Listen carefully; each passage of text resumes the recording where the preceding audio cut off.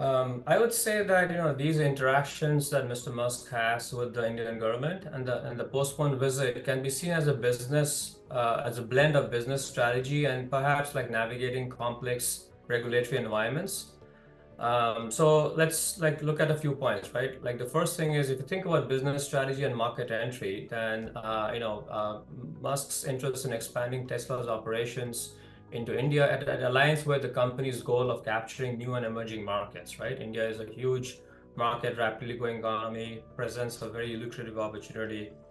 One of the main hurdles for India has been on the regulatory front with respect to like countries' import tariffs and regulations. And so India has significant tariffs on imported cars as part of its push to encourage local manufacturing. And Mr. Musk has, voiced concern about these tariffs, which makes Tesla's cars a lot more expensive. Another critical factor, I would say, for Tesla before committing to the Indian market is the availability of adequate charging infrastructure and the possibility of setting up local production, facilities.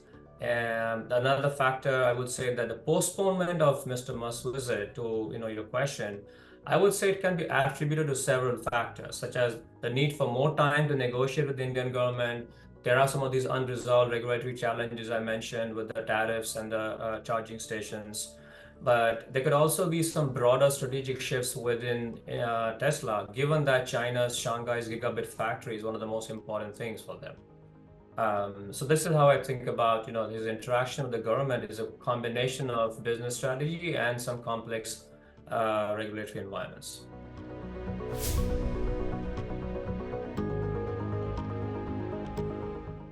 Very crucial. So first of all, China is the largest market for electrical vehicles globally, driven by the government policies favoring EV technology and sort of a growing consumer appetite for, sustainable transportation.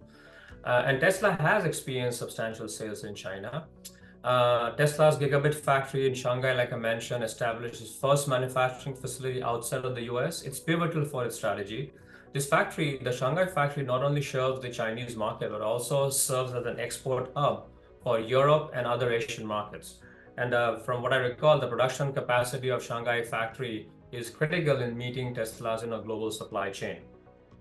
Third, China is a very competitive EV market of its own with numerous domestic players. There's BYD, there's NIO, there's XPeng.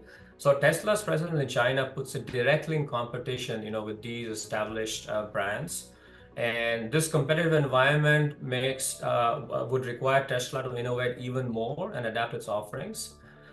China is number 4, I would say, on the supply chain front and raw material front. China is important because it's a global leader in production and processing of several key materials, for EV batteries, such as lithium, cobalt, what we call the rare earth materials. So China is a big source of that. So I think from all of these perspectives, China's role in Tesla's global strategy is multifaceted. It extends beyond just a sales market. It includes production, it includes supply chain logistics, strategic insights into one of the world's most rapidly evolving automotive landscapes with significant competitive domestic competition. So for all these reasons, I think China is an extremely crucial market for Tesla, encompassing both its operation and the strategic future growth.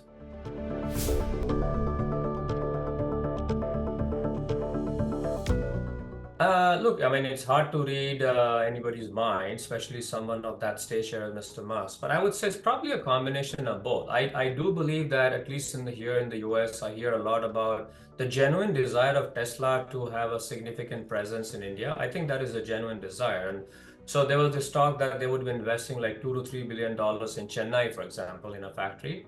I don't think that's made up. I think it's a matter of time.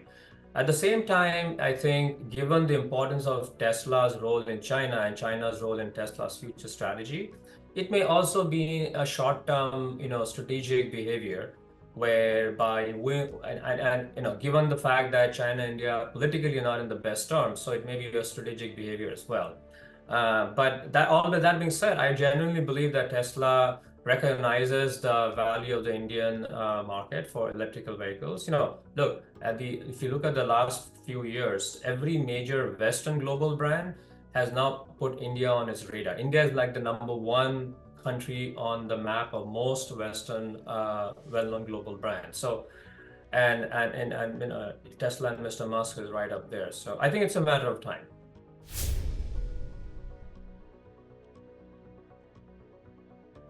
I would say, maybe I'll make a few 4 or 5 points here. So I would say the readiness of the Indian market to handle the expected growth of electrical vehicles will involve several factors. So we should talk about infrastructure, let's talk about government policies, let's talk about consumer adoption, and also the capacity of local manufacturing, right?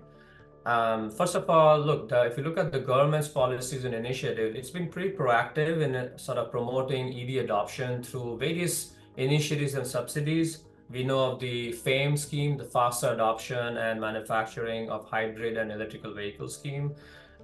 Before that, we had the production link incentive PLI scheme. So, these kind of policies aim to reduce the cost of electrical vehicles and incentivize manufacturers, which is a positive indicator for, government readiness. Another factor to consider for India would be infrastructure. So one of the biggest challenges, as we know, for EV adoption is charging infrastructure, right? So do we see adequate expansion in charging stations across the country, both by the public sector and the private sector? We have to look at that. We also have to look at the density and the distribution of these charging stations, because we don't want them just in urban areas. We also want them in rural areas because people from urban areas may be crossing rural areas while going through another urban area. So we want the density and the to be adequately scattered throughout the country. Third, let's look at local manufacturing and sort of supply chain. I would say that for EVs to be broadly adopted, the local manufacturing of vehicle and component like batteries is very crucial, to keep the prices competitive. Like we don't want to be importing rare earth materials from China, for example, right? And so what do we have to do? I would say like companies like Tata Motors and Mahindra and various other startups, I see they're investing in this space. So I think the development of a local supply chain for lithium batteries is gaining momentum, but obviously we have to do some more work. I think consumer readiness, that's a fourth point. Consumer adoption is is in the right momentum, right? So consumers are increasingly getting ready. I know the Tesla brand obviously helps, but I think there's a recognition and a cognizance in the society that for the future generations, we should try and adopt as much eco-friendly and electrical vehicles as possible. It'll take time. It's not going to happen overnight, but I think the cognizance and recognition is there. So I think as the cost competitiveness improves, that adoption will improve rapidly. And so I think these are like this combination overall. I would say that India is making significant strides towards creating a conducive environment for electrical vehicles. So again, government initiatives, advances in infrastructure, local manufacturing, and consumer adoption. I think we are seeing the perfect storm. Everything is coming together. That said, we have a few more years to really catch up to some of the more Western or Far East Asian markets.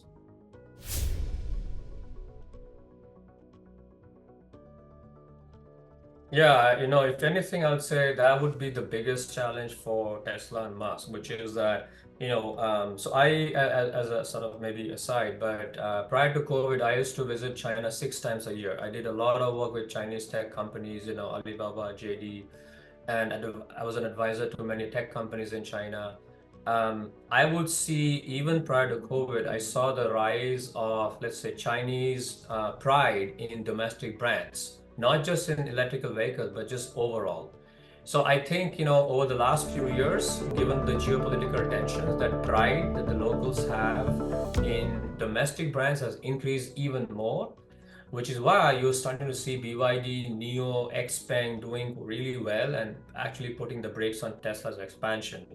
So I don't think there's any easy solution there. I mean, maybe they can leverage the Tesla brand to some extent. Maybe they can try and figure out a quality differentiation, product differentiation based on quality. They can't compete on price, within China, and they can't compete on the national pride for domestic brands. So they have to figure something else out.